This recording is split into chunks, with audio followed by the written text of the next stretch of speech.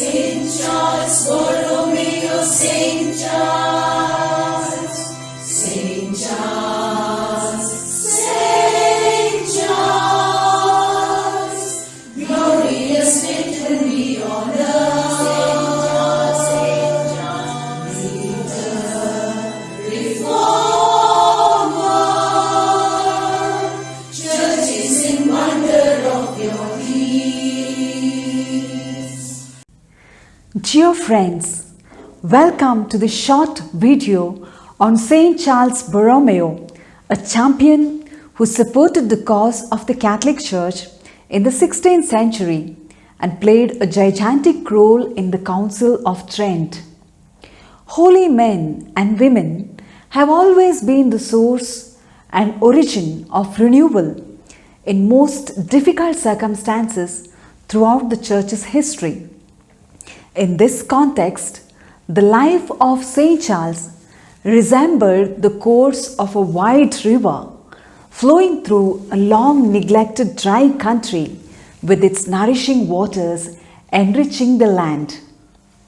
Known as the reformer of the Church, the promoter and defender of faith, Charles Borromeo was instrumental in convoking the Council of Trent. And even today, we owe that great renaissance of the Catholic faith to the Council of Trent.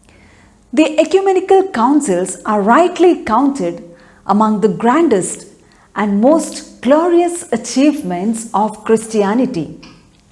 The Council of Trent was one such historical ecclesiastical event which became universally famous, largely influencing the Christianity in the 16th century. The council, which had already been drawn out for 20 years, at which 4 popes had worked, reached its fruitful period in the 1560s. And the honor of having brought that great enterprise to a successful conclusion rested above all with Pius IV, and it is certain that his cardinal nephew, as the secretary of the papal state, had greater share in it.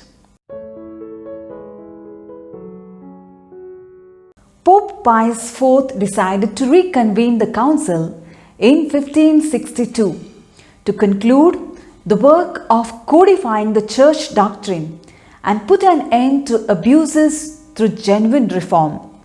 This required delicate political negotiation, especially with the European rulers, and it fell to Charles Borromeo to remove obstacles and reassemble the council with patience, devotion, and sensitive diplomacy.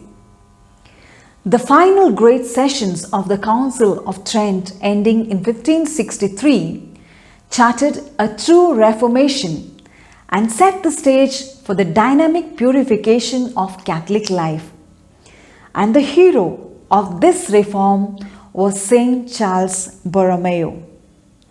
The council refuted heresy, defined original sin, decreed that marriage could not be dissolved, put an end to unjust taxation and the sale of indulgences, condemned concubinage among the clergy, and brought the hierarchy of bishops under control. Undertaking moral reform, it defined and clarified the following central beliefs which have been the characteristics of Catholic expression. The freedom of the human will, which has not been destroyed by original sin. The importance of the human effort in salvation.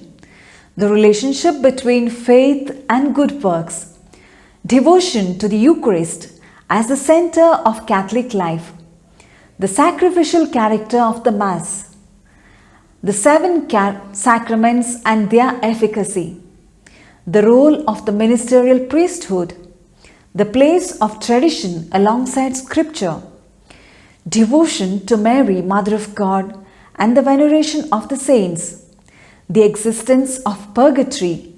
The validity of indulgences, and the authority of Pope and bishops.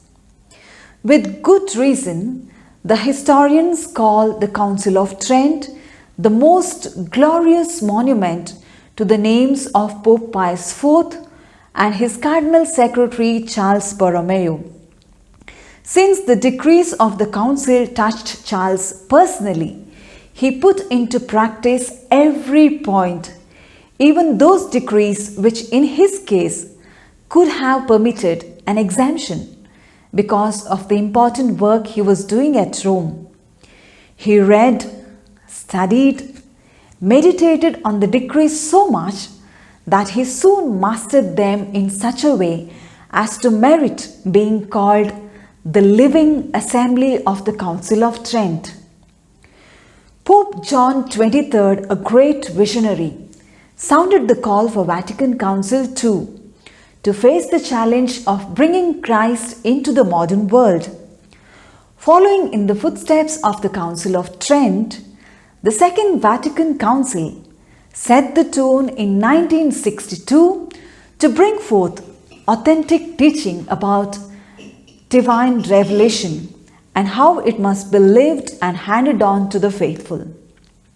St. Charles has shown us that lasting results are obtainable, but that the methods must be brought into conformity with contemporary problems.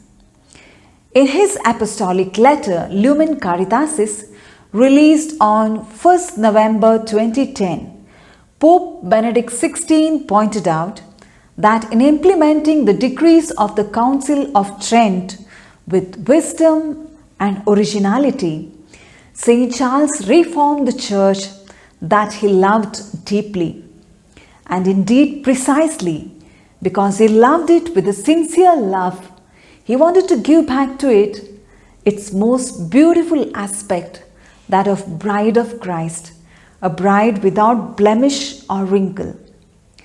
Let us draw inspiration from St. Charles Borromeo for our times. O saintly reformer, St. Charles Borromeo, move us to love and transmit only goodness and kindness of Jesus. You lived your life as an example to shine and guide the Church to holiness. Father, keep alive in your people the spirit which filled St. Charles Borromeo. Let your Church be continually renewed and show the image of Christ to the world by being conformed to his likeness, who lives and reigns with you and the Holy Spirit forever and ever. Amen.